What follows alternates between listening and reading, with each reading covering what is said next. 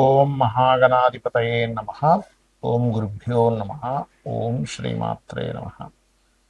అరుణాం కరుణాతరంగితాక్షీం ధృతపాశాంకుశపుష్పబాణచాపాం అనిమాదిభిరావృతాం మయూకైః అహమిత్యేవ విభావయే భవానీం. శ్రీమాత్రే నమః.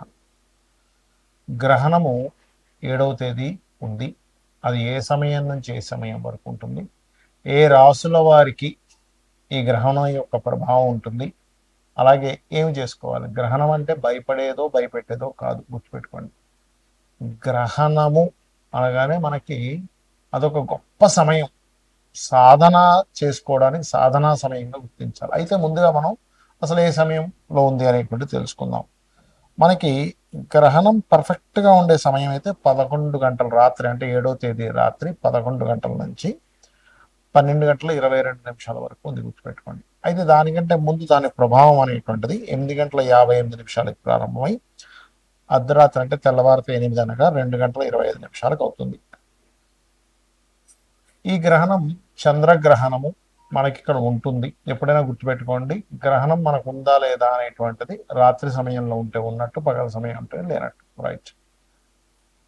ఈ యొక్క గ్రహణ ప్రభావం ఏ రాశుల వారికి ఎటువంటి విషయాల్లో చాలా బాగుంటుంది, ఎటువంటి విషయాల్లో కించిత్ జాగ్రత్త వహించాలి, దానాలు ఏమి ఇవ్వాలి, ఏ దేవతారాధన, ఒక్కొక్కరు ఏ ఏ దేవతారాధన చేసుకుంటే వాళ్ళకి అద్భుతమైన ఫలితాలు వస్తాయనేటువంటి విషయాలు చెప్తుంది నేనైనప్పటికీ కూడా చెప్పిస్తుంది సాక్షాత్ లలిత అమ్మవారిగా భావిస్తూ ఒక్కొక్క రాశి గురించి తెలుసుకుందాం.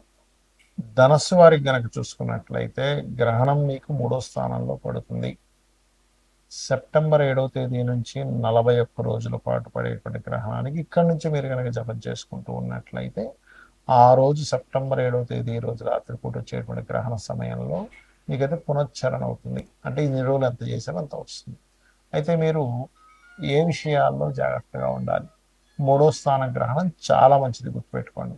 అంటే మీరు ఏదైతే సంకల్పం అనుకుంటారో, నేను ఫలానాది సాధించాలి, నేను అసలు చేయగలనా లేదా, నా ప్రయత్నం ఫలిస్తుందా లేదా అని సంశయిస్తుంటారు. మొట్టమొదటిగా ప్రయత్నం చెయ్యడానికి ఒక ఫస్ట్ స్టెప్ పడడానికి ధనుర్లగ్నం వారికి చాలా బాగుంటుంది ఈ గ్రహణం. లగ్నం కావచ్చు, రాశి కావచ్చు. అయితే ప్రయత్నము, షార్ట్ జర్నీస్, అంటే కొంతమందితో కొన్ని కొన్ని విషయాల్లో ఎప్పటి నుంచో పలానా అగ్రిమెంట్ అవ్వట్లేదు, అయింది. కాకపోతే 3వ స్థానంలో రాహు చంద్రుడితో సంబంధాలు ఉన్నటువంటి గ్రహణం నడుస్తున్నందుకు మనం అగ్రిమెంట్ చేసేటప్పుడు ఆ పత్రాలను ఒక్కసారి తీసుకొని మీ ఫోటో కూడా తీసుకోండి. ఎందుకంటే వీడియో తీసుకుంటే ఇంకా మంచిది. ఇన్ని పేపర్లు పెట్టాము, ఇవాళ రేపు ఏమవుతుందంటే అగ్రిమెంట్ చేసుకునేటప్పుడు ముందు మనకు చూపించే పేపర్స్ వేరే ఉంటున్నాయి, తర్వాత చూస్తే ఇంకొక పేపర్ అడిషనల్గా కలిపేస్తున్నారు అందులో. కాబట్టి అగ్రిమెంట్ స్థానంలో 3వ స్థానంలో గ్రహణం పట్టడం చాలా మంచిది, అందులో ఎటువంటి సందేహం లేదు. కానీ ఎంతైనా అది పాపగ్రహ సంబంధం కాబట్టి ఎక్కడో అక్కడ చిన్న నెగిటివ్ కూడా చేస్తుంది. కాబట్టి ఈ విషయంలో సంతకం పెట్టడం, ఇట్లాంటి విషయాల్లో కొంత జాగ్రత్తగా ఉండండి. ధైర్యంగా కొన్ని పనులు చేయడం వల్ల నిర్ణయాలు తీసుకోవడం అనేటువంటిది మంచిగా చెప్పాలంటే. మరియు అన్నదమ్ముల సహకారము లేనట్లయితే కొంతమందితో సహాయ సహకారాలు కూడా అంతే, రాజకీయ నాయకులతో కావచ్చు, ఫారిన్ కంట్రీస్లో ఉండేటువంటి వారితో కావచ్చు, ఖచ్చితంగా సహాయ సహకారాలు ఉంటాయి. అయితే మీరు నిత్యము చేయవలసినటువంటి దేవతారాధన ఏమిటి అని చెప్పి చూసుకున్నట్లయితే లక్ష్మీ నరసింహస్వామి యొక్క కరావలంబ స్తోత్ర పఠనం చేయండి. విష్ణు ఆరాధన, ఎందుకంటే మీకు పంచమాధిపతి కుజుడు వెళ్ళి బుధరాశుల్లో ఉన్నాడు కూడా. విష్ణు ఓం నమో నారాయణాయ, ఓం లక్ష్మీ నరసింహస్వామి నమః, లేదంటే పంచముఖ ఆంజనేయ స్వామిని చేసుకోవచ్చు. అన్ని విధాలు బాగుంటుంది. గ్రహణ సంబంధించినటువంటి విషయంలో చాలా మంది భయపడుతుంటారు, గ్రహణం ఏంటి అనేటువంటిది. ఒకటి గుర్తుపెట్టుకోండి, గ్రహణం అనేటువంటిది అది సూర్యుడు చంద్రుడు ఛాయాగ్రహాలైన రాహుకేతువులు ఒక అలైన్లోకి వస్తాయి. సూర్యచంద్రులు సమయాన్ని సూచించేవారు, రాహుకేతువులు కూడా సమయానికి సూచన. రాహు అంటే ఆశ, కేతు అంటే మోక్షము. రాహు అంటే రాబోయే సమయం, కేతు అంటే అయిపోయిన సమయంగా తీసుకుంటారు. రవిచంద్రుల ద్వారానే మనకి సమయం, అంటే ఈరోజు ఈ తిథి, ఈరోజు ఇక్కడ సంక్రమణం జరిగింది, ఈ మాసం మారింది, ఈ పౌర్ణమి అమావాస్యలు వస్తుంటాయి. కాబట్టి ఈ 4 అంటే సమయాన్ని సూచించేవారు. అదేవిధంగా మనకి లలితహాస్యనామాల్లో కానీ చాలా విషయాల్లో సూర్యచంద్రుల్ని నేత్రాలు గాను మనకి గనక చూసుకున్నట్లయితే అమ్మవారి యొక్క తాటంకములుగా అని చెప్తూ ఉంటారు. అందుకే తాటంక యుగలీభూత తపన ఉడుప మండల అంటూ ఉంటాం. కాబట్టి ఈ సమయం చాలా గొప్పది అనే భావనతో గనక మీరు చేసుకున్నట్లయితే జపాన్ని, ఈ జపము యొక్క ఫలితం ఏదైతే ఉందో మిమ్మల్ని రక్షిస్తుంది, రుణ రోగ శత్రువు నుంచి రక్షిస్తుంది, గుర్తుపెట్టుకోండి. మరి గ్రహణం ఉంది, గ్రహణం కొంతమందికి చక్కగా పనికి వస్తుంది, కొంతమందికి కొంత జాగ్రత్త. ఎన్ని రోజులు జాగ్రత్తగా ఉండాలంటే గ్రహణం రోజు నుంచి 41 రోజులు జాగ్రత్తగా ఉండాలి. గ్రహణం యొక్క ప్రభావం 2 రోజులు ఉంటుందని చెప్తుంది శాస్త్రం. గ్రహణం తదనంతరం మీరు మనకి సూర్య చంద్ర ప్రతిమలు, అంటే తర్వాత రోజు సూర్య చంద్ర ప్రతిమలు ఒక మనకి ఇత్తడి గిన్నె ఉంటుంది, ఆ చిన్న ఇత్తడి గిన్నె తీసుకుని అందులో నెయ్యి ప్యాకెట్, ఆవు నెయ్యి ఉంటే ఆవు నెయ్యి, లేకపోతే వేరే నెయ్యి ఏదైనా సరిపెట్టి బియ్యము, నువ్వులు, మినుములు ముఖ్యంగా దానంగా ఇవ్వాలి, గుర్తుపెట్టుకుని. ఉలవలు కూడా ఇస్తే ఇంకా మంచిది. ఈ 4 పదార్థాలు దక్షిణ. చాలా మంది అడుగుతుంటారు, ఏమంటే దక్షిణ ఎందుకు ఇవ్వాలి దానం ఇచ్చినప్పుడు అంటే, మీరు ఏదైతే దానం ఇస్తారు, ఇప్పుడు ఈ గ్రహణం అని కాదు, నార్మల్గా కూడా మీరు ఏదైనా నువ్వులు ఇచ్చారు, మీ యొక్క దోషం ఏదైతే ఉంటుందో వాళ్ళు ఖచ్చితంగా తీసుకుంటారు. మరి అది తగ్గాలంటే వాళ్ళకి గాయత్రి చేసుకోవాలి, కొన్ని గంటల సేపు కూర్చొని.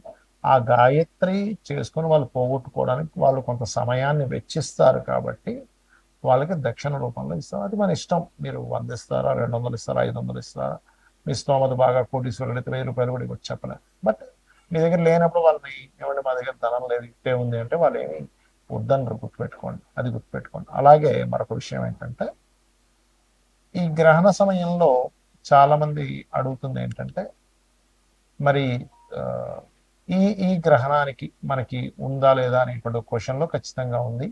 రాత్రి సమయంలో వస్తుంది కాబట్టి ఆ సమయంలో మనం ఏమి తినం కూడా పెద్దగా ఇబ్బంది పడాల్సిన అవసరం లేదు. ఎందుకంటే మనకి ఏ సాయంత్రం వస్తే ముందుగా తినేయాలంటాం కాబట్టి మనం ఎట్లాగో 7 o'clock లోపల, మీరు 7-8 లోపల మీరు ముగించుకుంటే మంచిది. మ్యాక్సిమం 8:30 లోపల ఫుడ్ తినేస్తే చాలా మంచిది, గుర్తుపెట్టుకోండి. ఎందుకంటే అక్కడి నుంచే దాని ప్రభావం పెరుగుతుంది కాబట్టి. అలాగే ఆ సమయంలో హోమం చేసుకోవచ్చు, తర్పణాలు చేసుకోవచ్చు, మరియు అదేవిధంగా ఏదైనా జపం చేసుకోవచ్చు, పట్టు స్నానము, విడుపు స్నానం చేసుకోవచ్చు. చాలామంది అడుగుతున్నది ఏంటంటే, నన్ను పర్సనల్గా ఏమంటే అర్ధరాత్రి అయిపోతుంది కదా, ఆ సమయంలో మరలా నిద్రపోవచ్చు అని అడుగుతున్నారు. మీకు గ్రహణం అయిపోయిన తర్వాత హ్యాపీగా నిద్రించవచ్చు, ప్రాబ్లం ఏమి లేదు. గర్భవతులు మాత్రం ఆ సమయంలో పుట్టడం కానీ, ఏదైనా కత్తిరించడం కానీ, ఈ గర్భం మీద కొంతవరకు కొంతమంది దూరం పెడుతుందని పోకుండా ఇట్లాంటివి చేస్తుంటారు. ఆ గంటన్నర 2 గంటల సేపు కొంచెం జాగ్రత్తగా ఉంటే సరిపోతుంది, గుర్తుపెట్టుకోండి. అలాగే మరొక విషయం ఏంటంటే, తర్వాత రోజు మీకు ఉదాహరణకి మీరు ఏదో వేరే దేశాల్లో ఉన్నారు, అక్కడ దానం ఇవ్వడం కుదరలేదు. ఇండియాలో మీ వాళ్ళు ఎవరైనా ఉంటే వాళ్ళ చేత మీ పేరు మీద ఇప్పించవచ్చు, అందులో ఎటువంటి సందేహం లేదు. ఏమంటే ఇండియాలోనే ఉన్నాం కానీ ఇక్కడ దానం తీసుకునే వాళ్ళు ఎవరు లేరు అన్నప్పుడు గోవులకి క్యారెట్స్, గ్రాసము, బియ్యపు పిండి, మినుములతో చేసినటువంటిది ఏదైనా పదార్థాన్ని గోవుకు తినిపించవచ్చు, ఏది మీకు దానం ఇవ్వడం కుదరకపోతే. అలాగే వెండి మనకి పడగలు కూడా దొరుకుతాయి, సర్ప పడగలను కూడా దానంగా ఇస్తారు. ఇవి గనక చేసినట్లయితే దోషం అనేటువంటిది ఉంది. వీటన్నిటికంటే ముఖ్యమైనటువంటిది గ్రహణము అనేటువంటి విషయాన్ని భయపడడం కాకుండా అదొక యోగముగా భావించి జపం చేసుకోండి, అన్ని విధాలా మీకు బాగుంటుంది. శ్రీమాత్రే నమః.